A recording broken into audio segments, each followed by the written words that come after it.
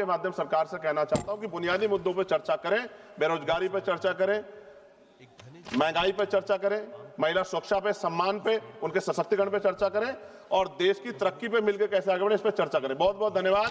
जय भीम, जय भारत, जय संविधान, जय मंडल, जय जोहार। धन्यवाद सभापति महोदय। मैं इस सदन का ध्यान भारत के राष्ट्रीय गीत वंदे मातरम के इतिहास और उसके राष्ट्रीय महत्व और उसकी संवैधानिक स्थिति की ओर आकर्षित करना चाहता हूं। हालांकि सब लोग इस पर बोल चुके, लेकिन जो हमें सुनने वाले हैं वो भी सुनेंगे, तो इस पर चर्चा करनी बहुत जरूरी है। वंदे मातरम कोई साधारण गीत नहीं है, ये भारत की आजादी की लड़ाई का सबसे प्रचलित उद्घोष रहा है।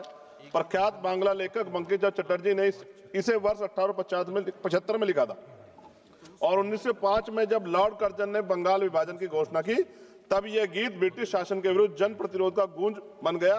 ब्रिटिश पुलिस जब भारतीयों की आवाज दबाने के लिए लाठी चलाती थी, गोलियां दागती, तब हमारे क्रांतिकारी नायक नायिकाएं वंदे मातरम गर्जना से आसमान गुजा देते थे।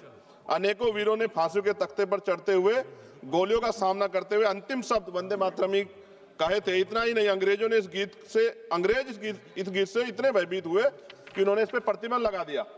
सभापति महोदय, साल 1937 में जब राष्ट्रगान तय करने का प्रश्न उठा तो इसके लिए एक समिति बनाई गई। तो साल 1937 में बनी वह 3 सदस्यीय समिति, जिसमें नेहरू जी, नेताजी सुभाष चंद्र बोस और गुरुदेव रविंद्रनाथ टैगोर जैसे महानायक शामिल थे और टैगोर जी की सलाह पर वंदे मातरम के पहले 2 अंतरों को राष्ट्रीय गीत के रूप में स्वीकार करने की अनुशंसा की गई।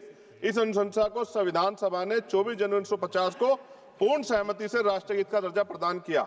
ऐसे में आज उसकी स्थापित, स्वीकृत और सर्वमान्य स्थिति पर अनावश्यक विवाद खड़ा करना न केवल इतिहास के तथ्य और संविधान की मर्यादा के विपरीत है, बल्कि यह उन महान विभूतियों, विशेषकर बोस जी और रविन्द्रनाथ टैगोर का भी अपमान है जिन्हें आज भाजपा स्वयं अपना आदर्श बताती। मुझे याद है कि प्रधानमंत्री जी, पूर्व का जो पश्चिम बंगाल का चुनाव हुआ था, माननीय प्रधानमंत्री जी टैगोर जी का लुक धारण करके हमने सबने देखे। ऐसे में उन्हें टैगोर जी की स्पष्ट सलाह पर निर्धारित राष्ट्रीय गीत की स्थिति पर सवाल उठाना उनके विचारों और उनके ऐतिहासिक समिति दोनों के प्रति असम्मान की श्रेणी में आता है।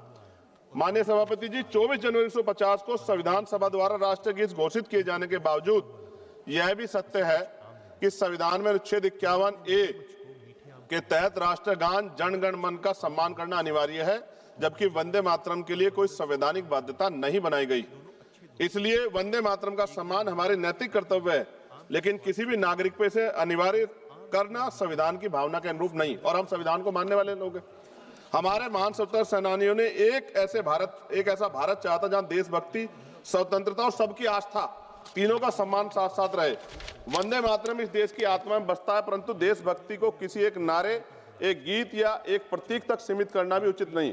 हमारा भारत संविधान विविधता और स्वतंत्रता पर विश्वास करने वाला है। इसी संदर्भ में मैं संविधान निर्माता परम पूज्य डॉक्टर बाबा साहब अम्बेडकर की एक अमर पंक्ति कोट करना चाहता हूं, जिसमें उन्होंने कहा, राष्ट्र व्यक्ति से बनते, मिट्टी से नहीं बनते।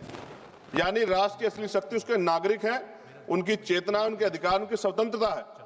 मैं इस सदन में ये भी कहना चाहता हूं कि वंदे मातरम हमारा गर्व है, हमारी विरासत है, लेकिन गर्व को कभी जबरन थोपा नहीं जाता, गर्व दिल से स्वीकार किया जाता है। वंदे मातरम वो गीत है जिसने अंग्रेजी साम्राज्य हिला दिया था।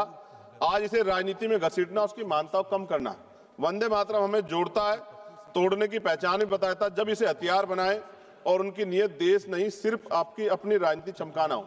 सभापति महोदय, आज भी अगर कहीं आंदोलन होता, मैं एक अधिवक्ता हूं, उत्तराखंड के देहरादून में अधिवक्ता 29 दिन से कड़क ठंड में बैठे हैं, इसी राष्ट्रगीत को गुनगुनाते हुए आंदोलन कर रहे हैं कि हमें सरकारी चैम्बर सरकार उत्तराखंड की दे। मैं बात आपको इसलिए कह रहा हूं, हमने किसान आंदोलन देखे, पहलवान बेटियों का आंदोलन देखा, अध्यापकों का आंदोलन देखा, युवाओं का आंदोलन देखा, लेकिन मैं ये भी मानता हूं कि सत्ता इस पर राजनीति कर रही है।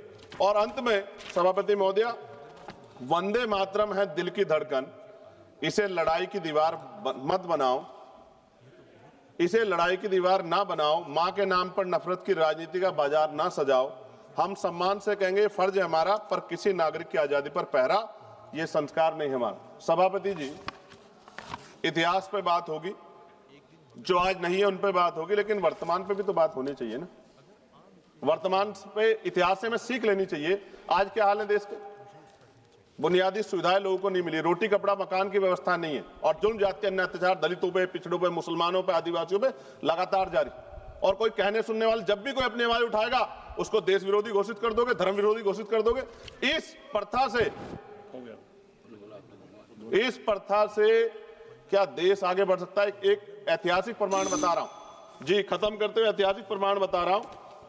राम प्रसाद मिसमिल जी ने आजादी की लड़ाई के लिए हिंदुस्तान रिपब्लिकन एसोसिएशन बनाया चाहे, लेकिन जब उन्हें लगा कि एक धर्म के लोग या एक जाति के लोग या एक क्षेत्र के लोग आजादी की लड़ाई को नहीं लड़ सकते, तो 1928 में शहीद आजम सरदार भगत सिंह जी ने उसमें सोशलिस्ट वर्ड जोड़ा। हिंदुस्तान सोशलिस्ट रिपब्लिकन एसोसिएशन क्यों बनाया? क्योंकि जब हम मिलकर रहेंगे तभी देश आगे बढ़ सकता है। और मुझे पूरा ऐसा लगा जब मैंने सत्ता पक्ष को सुना कि वो राजनीतिक एजेंडे के जरिए सिर्फ मुसलमानों को टारगेट करते हुए इस बहस को लाना चाहते हैं, उनके पीछे उनका कोई और तर्क नहीं। सभापति जी, खत्म करते हुए मैं ये कह रहा हूं, आज का नौजवान अपना हक मांग रहा है, आज की बेटियां उड़ान चाहती है, उनके लिए सरकार पे क्यों योजना नहीं? बस इसी एजेंडे में फंसा के लगातार वो देश के नौजवानों को चलना चाहते हैं। ये ज्यादा दिन चलेगा नहीं। मैं आपके माध्यम सरकार से कहना चाहता हूं कि बुनियादी मुद्दों पर चर्चा करें, बेरोजगारी पर चर्चा करें, महंगाई पर चर्चा करें, महिला सुरक्षा पे, सम्मान पे, उनके सशक्तिकरण पे चर्चा करें, और देश की तरक्की पे मिलकर कैसे आगे बढ़े इस पे चर्चा करें। बहुत बहुत धन्यवाद। जय भीम, जय भारत, जय संविधान, जय मंडल, जय जोहार। धन्यवाद सब।